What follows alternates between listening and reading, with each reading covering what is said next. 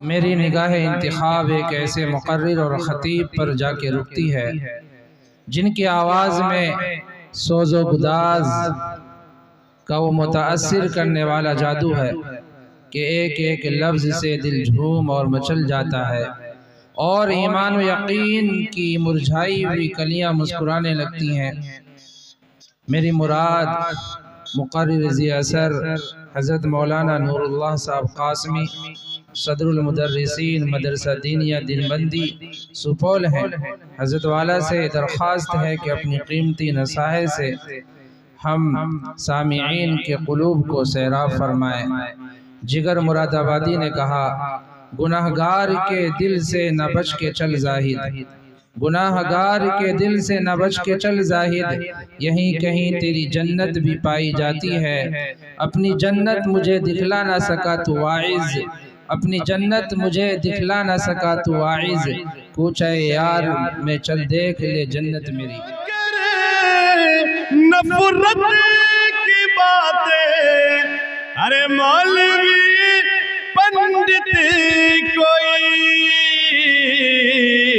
تو وہ ہے ظالم، وہ ہے جاہل، وہ بڑا نادان۔ الحمدللہ رب العالمین والصلاة والسلام علی سید المرسلین وعلی آلہ وصحبہ اجمعین، اما بعد فاعوذ باللہ من الشیطان الرجیم، بسم اللہ الرحمن الرحیم، واعتصموا بحبل اللہ جميعا ولا تفرقوا، وقال النبی صلی اللہ علیہ وسلم کلکم راعٍ وکلکم مسئول عن رعیتہ، او کما قال علیہ الصلاۃ والسلام۔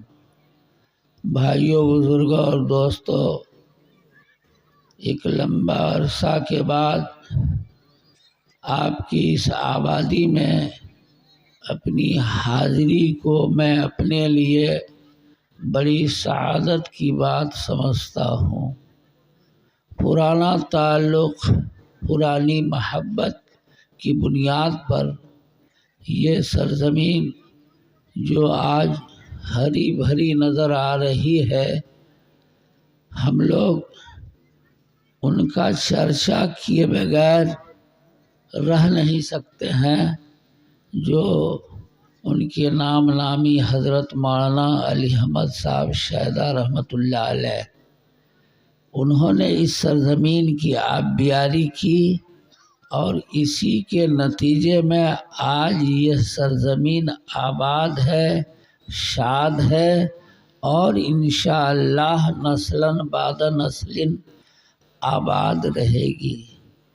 بھائیوں، بزرگوں اور دوستوں، سننے سے، سنانے سے فائدہ اس وقت ہوگا جب عمل کے غرض سے ہم سنیں۔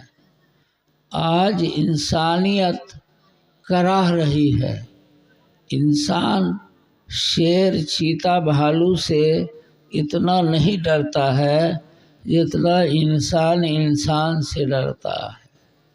ایک بھائی بھائی سے مطمئن نہیں ہے، ایک شوہر بیوی سے، بیوی شوہر سے مطمئن نہیں ہے، باپ بیٹا سے، بیٹا باپ سے مطمئن نہیں ہے، ہر کوئی پریشان ہے، اور ہمارا ماحول و معاشرہ بس اتنا ہی تک سمت ہو کے رہ گیا ہے کہ ہم پیدا ہوئے ہیں تو کمائیں گے، کھائیں گے، اب مریں گے تو ہندوستان سے قبرستان چلے جائیں گے، لیکن کبھی ہم نے خیال نہیں کیا کہ ہندوستان سے قبرستان جانے کے بعد مسئلے کا حل نہیں ہے، وہاں کی ایک زندگی اور شروع ہوتی ہے جس کو برزخ کہتے ہیں۔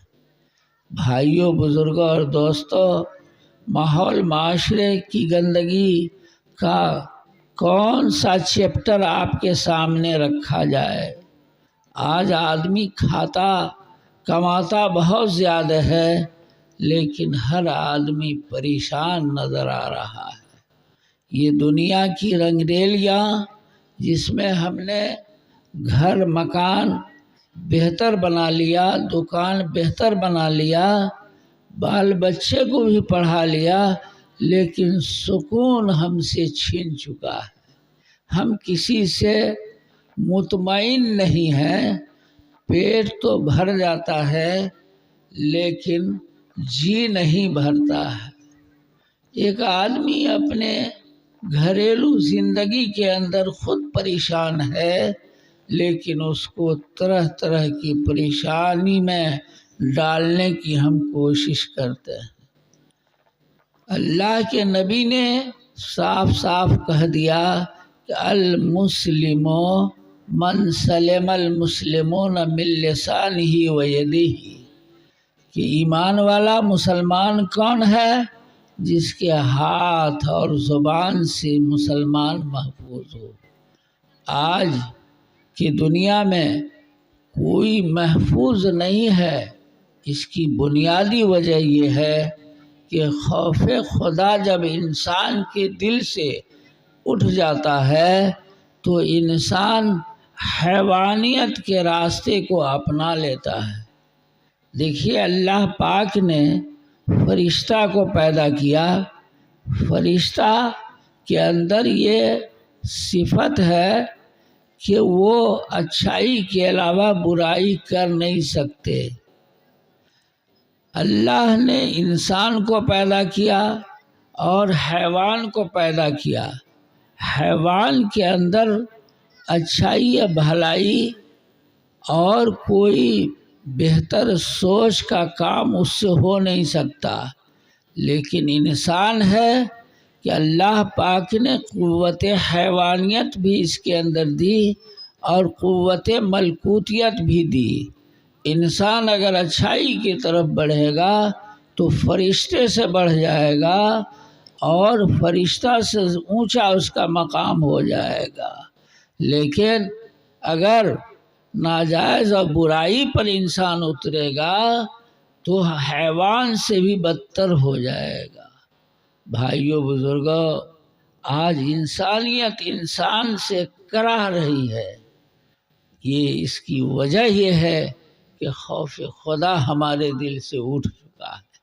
ہم اپنی زندگی کو بس اتنی ہی میں سمت کر لیے ہیں کہ کمانا ہے، کھانا ہے، مر جانا ہے۔ یہ تو غیروں کا عقیدہ ہے۔ ہمارا تو یہ ہے کہ جب ہم ہندوستان سے قبرستان جائیں گے، منکر نکیر پہنچے گا اور وہاں 3 سوال کرے گا جو سبھی لوگ جانتے ہیں۔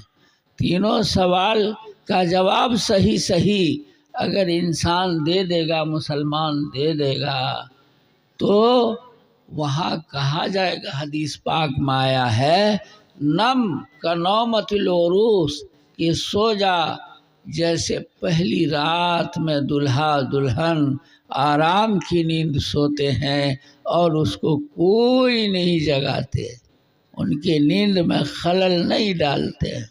کب تک سوئے رہیں گے؟ جب تک کہ اسرافیل سور نہ پھونکے۔ بھائیو بزرگو، اللہ کا خوف دل میں پیدا کیجیے۔ ایک مختصر واقعہ آپ کو اللہ والے کا بتاتا ہوں، شاید زندگی میں کام آ جائے۔ ایک اللہ والے انسان چلتے چلتے سفر میں جا رہے ہیں، بھوک تیز لگی ہے، اور تیز بھوک لگنے کے بعد کہ اب کھانے کا کوئی اپائے نہیں ہے، آپ دونوں آدمی کو گپے کرنا ہو تو ادھر جا کے گپ کیجئے نا۔ ہم نمبر مانگتے ہیں کہ تقریر کرے، نمبر دیجئے۔ بھائیوں بزرگوں اور دوستو، دین کی باتوں کو عظمت کے ساتھ سننا چاہیے اور اپنے دل میں اتارنا چاہیے۔ یہ اللہ کا بندہ جو سفر میں جا رہا ہے، کھانے کا کچھ نہیں ہے، بھوک تیز لگ گئی ہے، تو دیکھا کہ ندی میں ایک سیب کی ٹہنی بہتی ہوئی جا رہی ہے اور اس ٹہنی کے اندر 3 سیب ہے۔ لپک کے پکڑ لیا اور جلدی سے کھا لیا۔ جب سیب تینوں کھا لیا بھوک تو بجھ گئی، لیکن اب خوف خدا دل پر اترتا ہے کہ سیب کا درخت ہوگا، درخت کا مالک ہوگا، اس مالک کے بغیر اجازت کے جو میں نے سیب کھا لیا ہے تو قیامت کے دن جواب دینا پڑے گا، تو میں کیا جواب دوں گا؟ سفر کو بھول گئے اور واپس ہوتے ہیں، آتے آتے آتے آتے دیکھا کہ ایک سیب کا باغیچہ ہے اور ایک درخت کی ٹہنی ندی کے پانی کے اوپر پھیلی ہوئی ہے۔ سمجھ گئے کہ یہی باغ ہے اور اسی باغ کی ٹہنی ٹوٹی ہوگی اور وہ بہتی ہوئی جا رہی تھی، جو میں نے 3 سیب کھا لیا اور دیکھا کہ ایک بوڑھے میاں بیٹھے ہوئے ہیں۔ بڑی خوشی خوشی گئے، سلام کیا اور سلام کرنے کے بعد کہا کہ حضور یہ سیب کی ٹہنی جو آپ کی ٹوٹی اس میں 3 سیب لگا ہوا تھا، میں نے کھا کے اپنی بھوک تو بجھا لیا، لیکن دل میں خطرہ لاحق ہوا کہ سیب کا درخت ہوگا، اس کا مالک ہوگا، اس کے مالک کے بغیر اجازت کے میں نے سیب کھا لیا۔ آج میں اسی کی معافی کے لیے آیا ہوں۔ مثل مشہور ہے کہ ہیرا کو جوہری پہچانتا ہے۔ وہ سیب کے کھانے کے ڈر سے یہ آئے تھے کہ اللہ کے ہاں کیا جواب دیں گے۔ باغ کے مالک نے کہا کہ 1 سیب کے بدلے 1 سال پانی پٹانا پڑے گا۔ گڑھیا دن بندی کا آدمی ہوتا نا تو 2 گھوسا دے کے اور پورا سیب توڑ تاڑ کے لے کے چل دیتا اور کہتا کہ چلو پھریا لیں گے وہیں۔ ابھی مسلمان ایک زمین کو بیچتا ہے اور پھر دوبارہ پیسہ اس سے طلب کرتا ہے، اور اگر آپ اس کو سمجھائیے تو وہ کہہ دیتا ہے جو ہونا ہوگا وہاں دیکھ لیں گے، یعنی میدان محشر میں وہیں پھریا لیں گے، لیکن یہاں تو ہم کو دوبارہ لینے دیجئے۔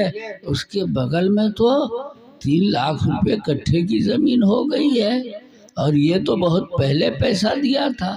اوہو، کم دین مہر کے ساتھ اگر آپ نے شادی کی، اب بیوی 60 سال کی ہو گئی تو اب بیوی کہے گی کہ کم دین مہر کے بدلے میں بیوی کیسے رہوں گی؟ ہرگز ایسا نہیں ہو سکتا ہے۔ بہرحال مختصر یہ کہ بالٹی لیے، رسی لیے اور پانی پٹانا شروع ہو گیا۔ سال پورا ہو گیا، حضور اب تو معاف کر دیجئے۔ کہا کہ نہیں، 1 سیب کے بدلے 1 سال، تبھی تو 1 ہی سال پورا ہوا ہے۔ اس کے بعد دوسرا سال پورا ہوا، تیسرا سال پورا ہوا، بالٹی اور رسی رکھ دیا۔ کہا کہ حضور اب تو معاف کر دیجئے۔ کہا کہ معاف تو کروں گا، لیکن ایک شرط کے ساتھ۔ شرط یہ ہے کہ ہمارے پاس ایک لڑکی ہے، میں تم سے نکاح کرنا چاہتا ہوں، اگر تم قبول کر لیتے ہو تو اس کے بعد میں معاف کر دوں گا، لیکن سنو، ہماری بیٹی کالی کلوٹی ہے، آنکھ کی اندھی ہے، کان کی بہری ہے، زبان کی گونگی ہے، پیر ہاتھ کی لونجی ہے۔ اس اللہ کے ولی کے پیر کے نیچے سے زمین کھسک گئی۔ آج کے دور کے نوجوان بیہودے اوباش نہیں تھے، وہ اللہ کا خوف تھا، دل میں خدا کا ڈر تھا۔ آج تو اپاچی گاڑی اور کون سی گاڑی بھی لے لیتا ہے، اس کے باوجود 3 بچے کے بعد اس لڑکی کو تھوک دیتا ہے۔ اے مسلمان نوجوانوں، آج جو اپنی بیویوں کو طلاق دیتے ہو، شرم نہیں آتی ہے کہ تمہاری بیٹی کو طلاق پڑے گی تو تم کیا سوچو گے؟ دوسرے کی بیٹی کو طلاق دے رہے ہو۔ اور یہ فون موبائل جب سے آیا ہے اس وقت سے تو یہ آوارہ گردی عام ہو گئی ہے۔ فون موبائل پر دن بندی دارالقضا میں 3 بچے کی ماں آ رہی ہے روتی ہوئی کہ قاضی صاحب 3 بچے ہیں اور 2 سال 2.5 سال سے ہمارا شوہر آتا نہیں ہے، وہ عیاشی کرتا ہے، نشہ کرتا ہے، اس کے ماں باپ کبھی اس کو ڈانٹتے نہیں، چونکہ ماں باپ ڈانٹیں گے تو منی آرڈر آنا بند ہو جائے گا، موبائل پر پیسہ آنا بند ہو جائے گا۔ یہ اللہ کے ولی اللہ کا خوف دل میں تھا، نکاح کے لیے تیار ہو گئے تو باغ کے مالک نے کہا کہ اس گھر میں تمہاری بیوی ہے، جا کے ملاقات کرو۔ جب وہاں پہنچتے ہیں، السلام علیکم، وعلیکم السلام، فوراً ہانپتے کانپتے لوٹتے ہیں۔ کہا سنیے ابھی تو آپ سے ہمارا نکاح ہوا ہے۔ کہا کہ نہیں، مجھے بتایا گیا ہے کہ میری بیٹی کالی کلوٹی ہے، تو حسین و جمیل ہو، خوبصورت ہو۔ بتایا گیا کہ میری بیٹی گونگی ہے اور تم بولتی ہو۔ بتایا گیا کہ میری بیٹی بہری ہے، وہ سنتی نہیں ہے، تم سنتی ہو۔ بتایا گیا کہ ہاتھ پیر کی لونجی ہے، تم صحت مند تندرست ہو، تم میری بیوی نہیں ہو سکتی ہو۔ کہا کہ بس وہیں آپ رکیے۔ کہا کہ میرے ابا نے، غور سے سنیے گا بیٹی والے، آج ہماری بیٹیاں موبائل کے ذریعے سے ہوا میں اڑ رہی ہے، ہائی وائی کر رہے ہیں کہ ہماری بیٹی نکل گئی تو آپ کے لیے بھی تو آسانی ہوئی، نکھرچی شادی ہو گئی۔ ہاں، کہا میرے باپ نے کہا کہ میری بیٹی گونگی ہے، تو جب سے میں ہوش سنبھالی ہوں کبھی کسی کو برا بھلا نہیں کہی ہوں، کسی کو گالی نہیں دی ہوں۔ کہا کہ بہری ہے، تو ہمارے ابا نے جو کہا تو محرم میں کبھی ڈی جے کا گانا میں نہیں سنی ہوں۔ آنکھ کی اندھی ہے، تو جب سے ہوش سنبھالی ہوں کسی غیر محرم لڑکا کے اوپر نظر نہیں ڈالی ہوں۔ پیر کی ہاتھ کی لونجی ہوں تو میں اس پیر سے کبھی کسی غلط مجلس میں نہیں گئی ہوں۔ آج اگر گڑھیا میں مشاعرہ کا پروگرام ہو جاتا، اس میں ڈی جے بجتا تو گڑھیا کے سب مرد عورتوں کی ایک بھیڑ ہوتی، لیکن آتے آتے بہت دنوں کے بعد آیا تو میرا دل چھوٹا ہو گیا کہ شاید جلسہ ختم ہو گیا اور نماز لوگ پڑھ رہے ہیں۔ نماز تو پڑھ لیا، جماعت چھوٹ گئی۔ بھائیوں بزرگوں، یہ اللہ کا خوف دل سے اٹھ جانے کے نتیجے میں کیا اللہ تعالیٰ نے اپنے نبی کو بھیج کے یہ پیغام نہیں دیا کہ کلکم رائن و کلکم مسئول عن رعیتہ، اور کما قال علیہ الصلوۃ والسلام کہ ہر کوئی نگراں ہے اور اپنے ماتحتوں کے بارے میں پوچھا جائے گا۔ ٹیلر حضرات کو میں نہیں کہہ سکتا، لیکن گارجنوں کو کہتا ہوں جو اپنی بیٹی کے ہوش سنبھالنے کے بعد بلوغیت کے زینے پر قدم رکھنے کے بعد اس کی سلوار میں اگر بغل میں جیب ہے تو آپ سمجھ لیجئے کہ ہماری بیٹی کی عزت محفوظ نہیں رہے گی۔ ہر گھر آج سنیما ہال بنا ہوا ہے. آپ نے اپنے جوان بیٹے کی خبر گیری نہیں کی کہ 2 بجے رات تک وہ موبائل کو دیکھتا ہے. اور موبائل ٹھیک بس ہو گیا.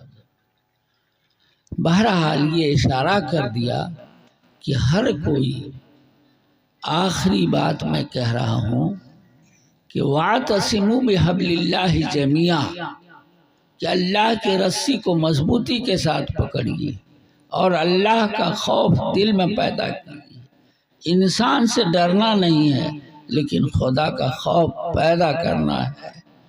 آج ہم اتنے منتشر ہو رہے ہیں کہ کسی جگہ ہماری اجتماعیت نہیں نظر آ رہی ہے. آج حق یہ ہے کہ یہ چھوٹا سا ادارہ جو دینی تعلیم کے لیے کھولا گیا ہے، آج اس کے لیے ہم تعاون کرنے کے لیے تیار نہیں ہیں. اور اگر تعاون کرتے ہیں تو جگہ بجگہ ہم ایک سے ایک روڑا اٹکاتے ہیں. اور اگر چندہ دے دیا تو بہت بڑا احسان کیا. اللہ تعالیٰ نے فرمایا یا ایھا الذین آمنوا لا تبطلوا صدقاتکم بالمن والعذا، کہ اے ایمان والو اپنے صدقہ کو احسان جتلا کر اور تکلیف دے کر کے برباد مت کرو. اس لیے جو ہو سکے آپ تعاون کیجئے، مدد کیجئے. لیگ پولنگ ٹانگ کھینچنے والا کام نہ کیجئے. اس لیے کہ جتنا بھی ادارہ ہے وہ صفہ کا سمجھیے شاخ ہے. جناب محمد رسول اللہ صلی اللہ علیہ وسلم کی ادارہ کا نمونہ ہے اور وہاں قرآن کریم کی تعلیم ہوتی ہے. اس لیے چھپر میں بھی چل رہا ہے تو آپ کا ہمارا فرض بنتا ہے کہ ہم مدد کریں اور آپس میں منتشر نہ ہوں، متحد ہو جائیں اور ایک دوسرے کو معاف کرنے والے ہو جائیں. بڑے بڑے مقررین حضرات آ رہے ہیں، ان کی انتظاری اب نہیں ہے. بس چند منٹوں میں آپ ان کے بیانات کو سنیں گے. آخری بات میں ایک کہہ کے جا رہا ہوں کہ ایک بھائی سے اگر کوئی غلطی ہو جائے تو اس کو معاف کرنے کی عادت بنائیے، معاف کرنے کی عادت بنائیے اور اس میں بدلے کا انتقام نہ لیجیے. حضرت حمزہ رضی اللہ تعالیٰ عنہ کو حبشی نے شہید کیا تھا. اس کے بعد کچھ دنوں کے بعد، کچھ عرصہ گزرنے کے بعد وہ ایمان میں داخل ہوا تو آپ صلی اللہ علیہ وسلم نے ان کو نہ ڈانٹا اور نہ ان کو کچھ کہا. صرف اتنی سی بات آپ نے ان سے کہی کہ اے حبشی، سامنے سے کنارے ہو کے بیٹھا کرو. سامنے بیٹھتے ہو تو پیارے چچا کا خون یاد آ جاتا. وما ارسلناک الا رحمۃ للعالمین، ہمارے پیارے نبی کا سبق تو یہ ہے. اور ہم معمولی بات میں اپنے بھائیوں سے ایسی دوری اور نفرت بناتے ہیں اور نفرت کے ساتھ زندگی گزارتے ہیں کہ سال ہا سال اس کا کینہ ختم نہیں ہوتا. اس لیے بھائیو بزرگوں، دل کی دنیا کو بدلیے، اللہ کا خوف پیدا کیجیے، ورنہ مرنے کے بعد تو ہندوستان سے قبرستان سب کو جانا ہی ہے. اللہ تعالیٰ کہنے والے کو سننے والے سے زیادہ عمل کی توفیق عطا فرمائے اور اس ادارے کو دین دونی رات چوگنی ترقی عطا فرمائے اور تمام کے تمام مسلمانوں کو اس کی طرف خصوصی توجہ دینے کی ضرورت ہے. سب کے قلوب کو اس ادارے کی طرف مائل فرما دے تاکہ یہ ادارہ اور بھی ترقی کرے اور دینی اور عصری علوم کی خدمات میں یہ ادارہ مصروف رہے اور ہم سبوں کو مل جل کر جینے اور زندگی گزارنے کی توفیق عطا فرمائے. وما توفیقی الا باللہ. جزاکم اللہ۔ معزز سامعین، ہم بڑے ہی خوش نصیب ہیں کہ ہماری حقیر سی دعوت پر حضرت نائب امیر شریعت، حضرت نائب ناظم امیر شریعت امارت شریعہ فلواری شریف پٹنہ